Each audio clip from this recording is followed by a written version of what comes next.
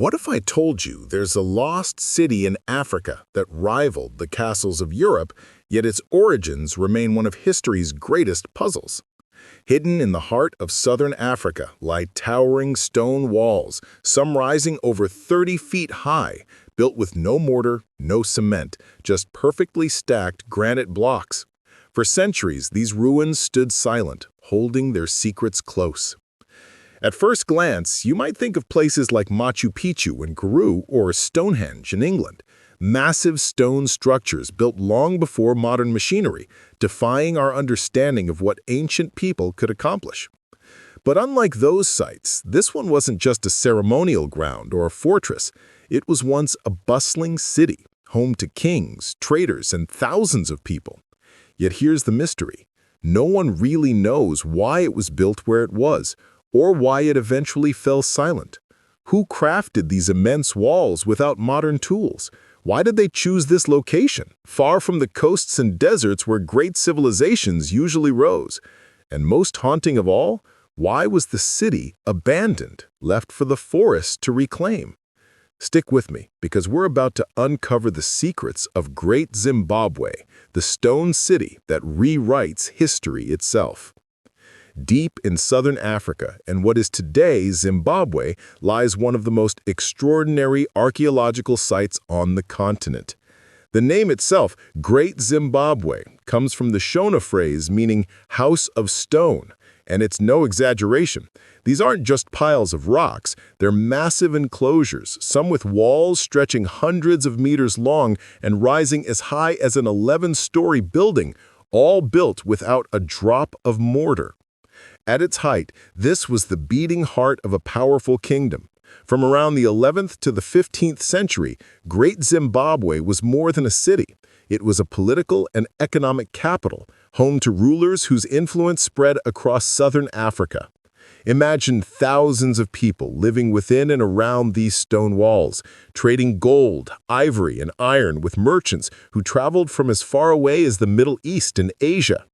When European explorers stumbled upon the ruins in the 19th century, they were stunned. These walls seemed to come out of nowhere, towering over the landscape with an architectural style unlike anything they had seen in Africa. Some even whispered that it must have been built by outsiders, maybe Arabs, Phoenicians, or even biblical figures. And here's where the story takes a strange twist. For centuries, many refused to believe that Africans could have created something this advanced. Why? That question opens the door to one of the most controversial chapters in the history of Great Zimbabwe. The first great question is this: who built it? When you stand before the ruins of Great Zimbabwe, it almost doesn't seem possible that such massive structures were crafted by hand centuries ago. The walls rise up to 11 meters high, some stretching the length of several football fields. What's even more astonishing is how they were built, without mortar, without cement, just perfectly stacked granite blocks, carefully cut, shaped, and stacked so precisely that they've stood for over 600 years, defying time, storms, and even earthquakes. When Europeans first encountered the site, they couldn't believe what they were seeing. Instead of accepting that African hands had built such a marvel, they came up with wild theories. Some claimed it was the work of ancient Phoenicians who sailed inland. Others insisted it must have been Arab traders establishing a base. And a few went as far as suggesting the Queen of Sheba herself had once ruled here, linking the site to biblical legends. These stories spread widely, not because there was evidence, but because many couldn't imagine that Africans were capable of such architectural genius. But archaeology tells a very different story. Excavations revealed pottery, tools, and artifacts unmistakably linked to the ancestors of the Shona people, who still live in Zimbabwe today. Every layer of stone whispers the same truth. Great Zimbabwe was not a foreign outpost. It was African-made, a homegrown civilization that thrived long before outsiders ever arrived. That answers the who, but it raises a new question. How did these builders, deep inland and far from global trade hubs, amass the incredible wealth needed to create such a city? The answer lies in gold, ivory, and connections that stretched across continents. So where did the power and influence of Great Zimbabwe come from?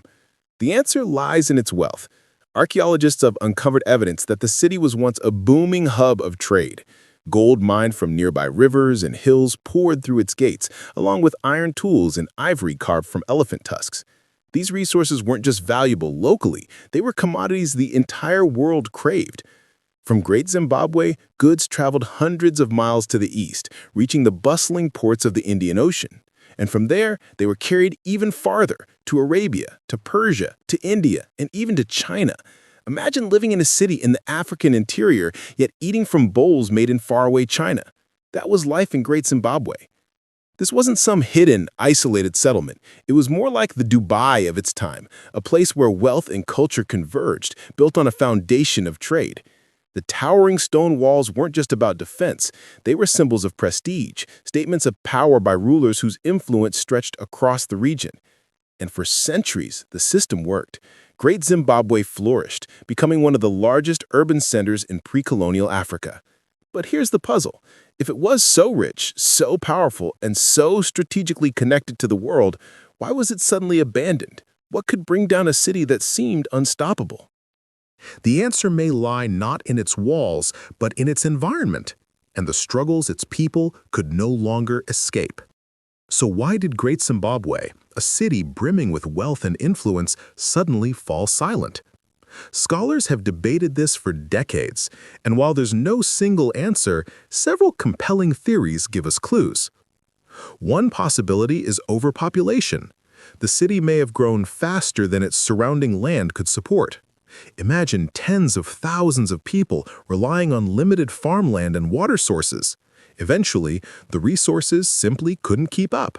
Crops would fail, livestock would dwindle, and hunger would force people to leave. Climate change is another likely culprit. Evidence suggests that the region experienced prolonged droughts during the later years of the city. Without steady rainfall, rivers would shrink, crops would wither, and the very foundation of life in the city would be under threat. Trade shifts could also have played a role. Great Zimbabwe thrived because of its connections to the Indian Ocean trade network. But as maritime routes changed and new ports became dominant, the city's economic lifeline may have slowly disappeared. A city built on trade can't survive if the trade dries up. And then there's the possibility of internal political struggles, conflicts among leaders, power struggles, or societal upheaval that made governance unstable. Any one of these factors alone could challenge a city, but combined, they become devastating. Picture it for a moment. A city as bustling as New York or London, filled with traders, artisans, and kings, suddenly abandoned. Streets once alive with commerce grow silent. Walls that echoed with life now stand empty. It's hard to imagine. Most historians agree that it wasn't a single catastrophe, but a combination. Drought weakening the land, dwindling trade cutting off wealth, and, perhaps, political unrest that ultimately led to the city's decline. But the mystery didn't end with its fall. For centuries afterward, the story of Great Zimbabwe was twisted, misrepresented, and even erased from popular narratives. What happened next reveals as much about history and human prejudice as it does about the city itself. Even after Great Zimbabwe was abandoned, its story didn't end, it was rewritten. When European explorers arrived in the 19th and early 20th centuries, they could hardly believe that a city of such scale and sophistication could have been built by Africans. Some claimed it must have been the work of ancient Phoenicians, others insisted Arabs had sailed inland, and a few even suggested biblical figures were involved. These ideas weren't just innocent guesses. They became tools of propaganda. By denying African achievement, colonizers justified exploitation and reinforced racist narratives, claiming that the people living nearby couldn't possibly have created such a marvel.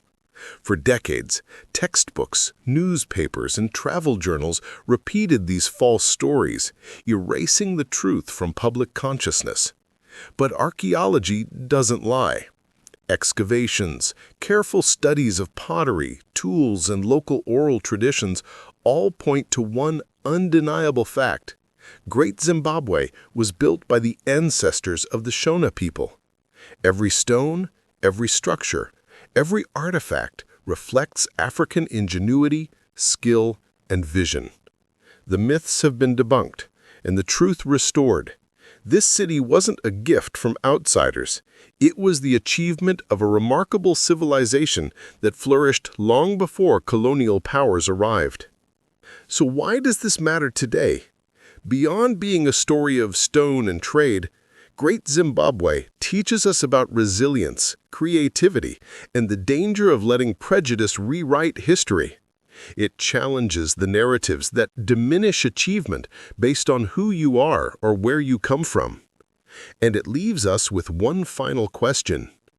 If this ancient city holds so many secrets about African power, culture, and brilliance, what can it teach us about reclaiming stories that have been lost or twisted over time? The answers may surprise you. Great Zimbabwe is more than a collection of stone walls. It's a story etched in granite about ambition, ingenuity, and resilience.